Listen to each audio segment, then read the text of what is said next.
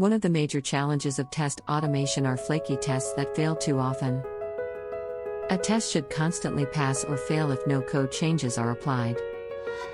But as we incrementally build our application in Agile, the screens and their elements are prone to changes in their placement, attributes, and accessors. This leads to problems with test automation creation and execution.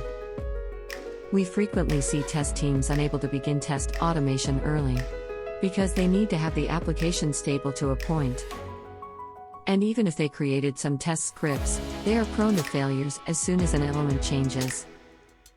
This means we need to constantly edit and maintain our test scripts for any changes in elements to keep them working and avoiding false failures. This exercise could be more time-consuming than the scripting itself. Such tests slow down progress, hide real bugs and, in the end, cost money. AutoHeal functionality in Sahi Pro 9.0 allows automatic healing and recovery of failing scripts based on the data from previous runs. AutoHeal is the ability of the automation script to heal itself when it encounters a failure. When an element is not found during the playback, Sahi Pro looks for a viable alternate based on the data of its previous runs. If the alternative works fine, Sahi will mark the change in the logs and continue execution.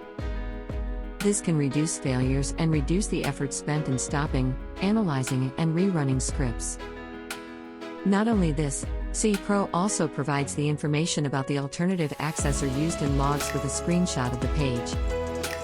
This makes it simple to edit the script with the correct working accessor for the next run.